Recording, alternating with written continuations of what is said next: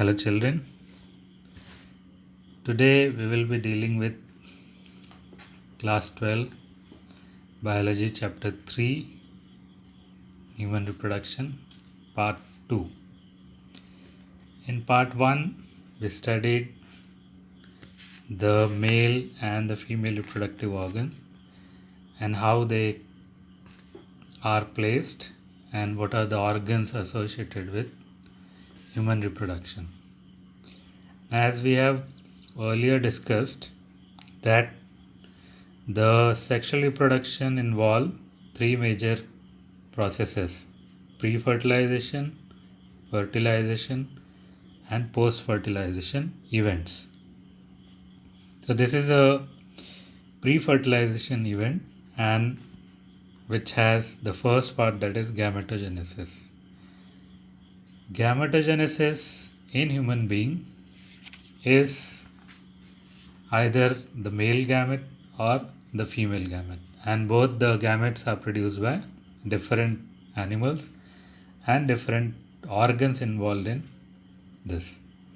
So if you move to the process of gametogenesis, it can be defined as the process where the primary sex organs, the testes in males and the ovaries in the female, produce gametes, that is sperm and ovum.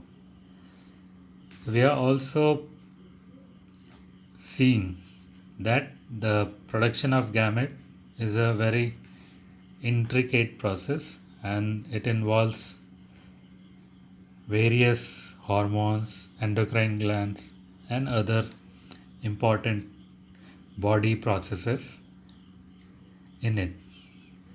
So we'll take the first process. Before taking the first process, that is gametogenesis or spermatogenesis, we'll again try to revise. As in the chapter 1 we have seen that the gametes are produced by the myocytes. And what are myocytes? These are the cells that will undergo meiosis.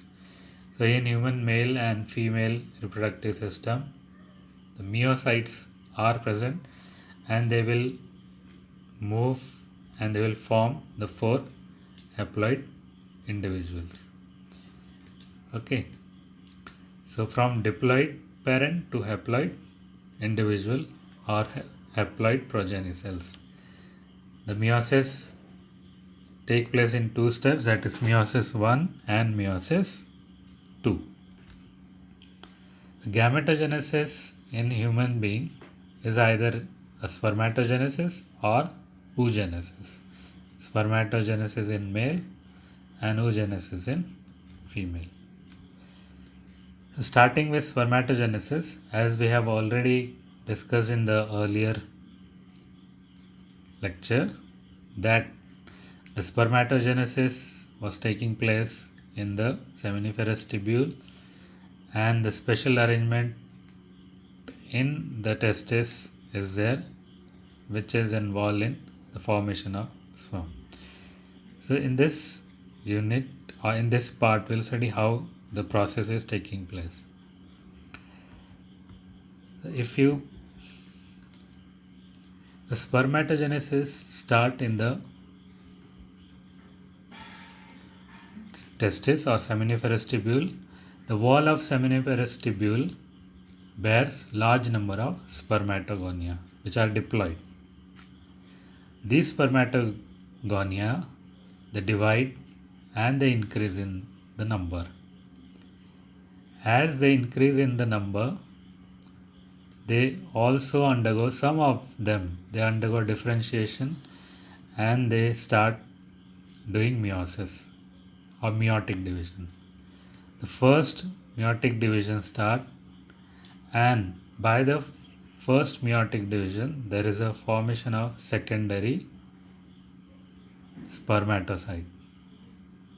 Okay, the primary spermatocytes were the special differentiated type of cells that are ready to undergo meiosis, or we can call them as a meiocyte cells.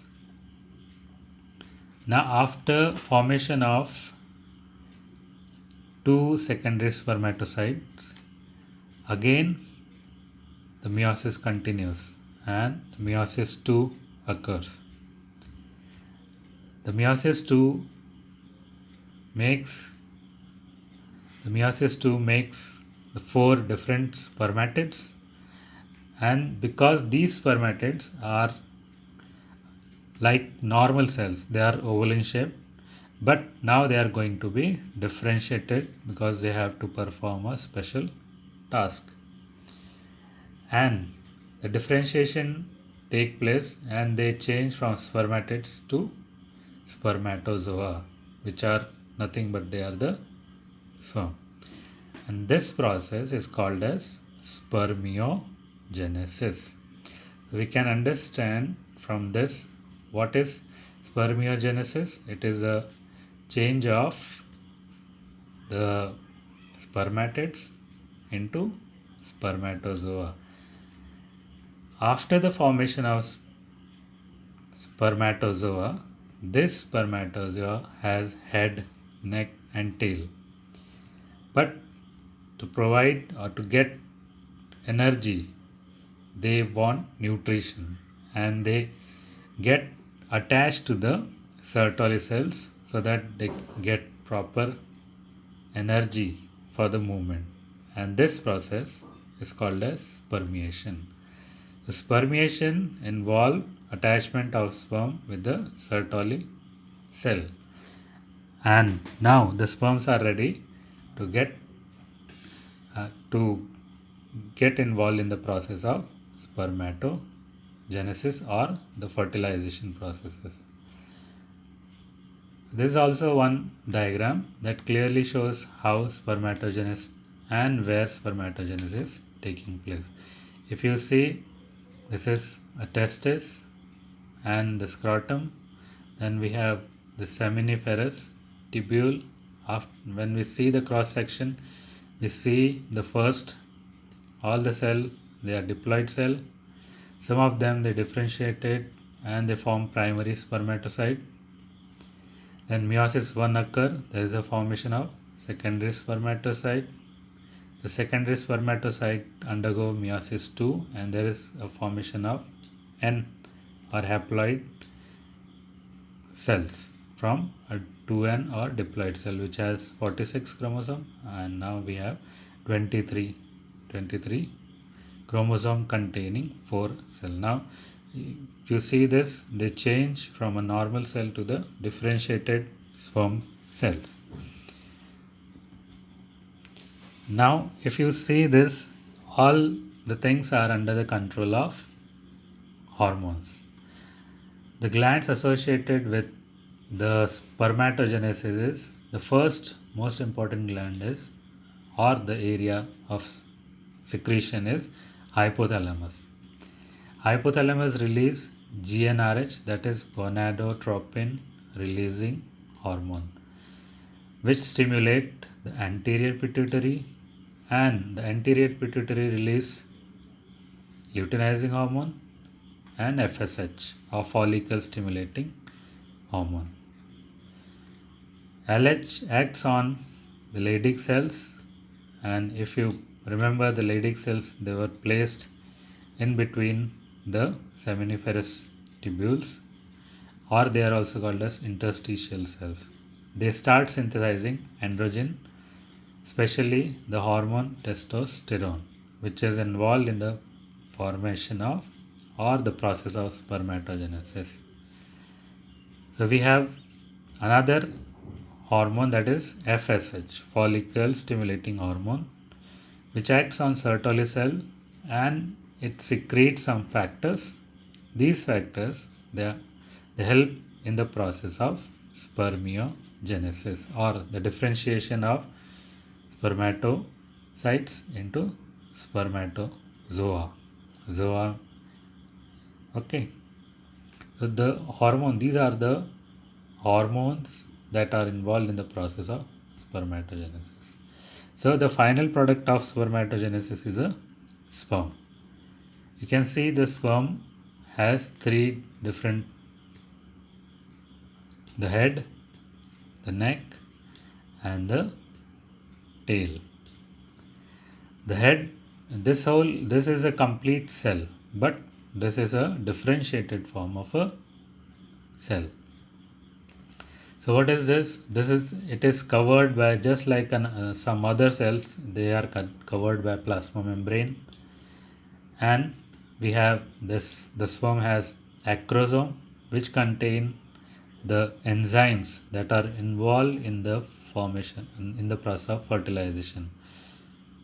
Without acrosome, or without the enzyme presence in acrosome, there will be no fertilization taking place, because to degrade the ovum layer, fertilization, during fertilization, the enzymes, they are very important. Then it has a nucleus, haploid nucleus, which contain the chromosome material. Then the neck has middle piece and the mitochondria. The mitochondria is very important because it will provide energy for the movement of this tail. So the tail movement is because of the energy provided by mitochondria. So this is a cell, but differentiated cell, or we can call it as a sperm. The human male ejaculates about 200 to 300 million sperms during a coitus, of which for normal fertility 60% sperm must have normal shape and size. This you will read in the next chapter. Some of the couple, they don't have child or children, so the causes of not bearing child can be with the sperm also. The motility, the size, and the numbers, they also determine the process of fertilization in normal human males. So this is all about the process that we call spermatogenesis. The another process involved in the gametogenesis process, which take place in a female and especially in the ovary, is the process called oogenesis, or the formation of ovum. Oogenesis is initiated during the embryonic development stage. Now this is very important. It is initiated. It starts at the embryonic stage and it occurs in the ovaries. It begins prior to birth. Before the birth, the process of oogenesis starts. This is a structure, or this is a flow chart that shows how oogenesis involves the process, or what are the different stages of life of a human female, where the process of oogenesis take place. Now you will see the first is oogonia. Oogonias, they are the very normal cell that will undergo the differentiation and they will change themselves into primary oocyte. So oogonia, there are large number of oogonia. They will undergo mitosis and increase in number, and then they will become primary oocyte. Now these all will be diploid. The primary oocyte will undergo first meiotic division. When it will first meiotic division? Before the birth, yani during fetal life. Okay, the first division starts, and this division is completed prior to ovulation. Prior to ovulation means the first meiosis 1 start with the birth, but it completes at the end of puberty. As the puberty starts, the meiotic division completes and there is a formation of secondary oocyte.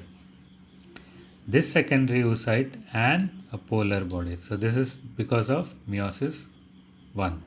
The first polar body has smaller in size because the secondary oocyte will carry all the cytoplasm to preserve the cytoplasm, because ovum has to perform a very essential task. That's why this could be the reason for the less amount of, or the small small size of the first polar body. During the adult life, the meiosis 2 starts, but it does not complete, and it completes only at the time of fertilization. So we can call this meiosis as the longest time taking process of meiosis. Now, the events are taking place in a ovary. So ovary is involved completely in this formation of ovum. So how they are involved? So this is, each primary oocyte gets surrounded by a layer of granulosa cells, and these granulosa cells are now called as what? Primary follicle. Here you can say this is a primary follicle, and primary follicle has the primary oocyte in it. The oogonium start the process of meiosis and get arrested at this stage in prophase 1. So up to prophase 1 it get arrested. These cells then originate from oogonia that are arrested at the prophase 1. They are called as primary oocyte. Then the large primary follicles get degenerated between birth and puberty. At puberty, therefore, there are only 60,000 to 80,000 primary follicles in the ovary. So the primary follicles, they get degenerated, and very few of them they remains. And those who remain, they change themselves and they become what? Secondary follicle. How they become secondary follicle? They attain one more layer.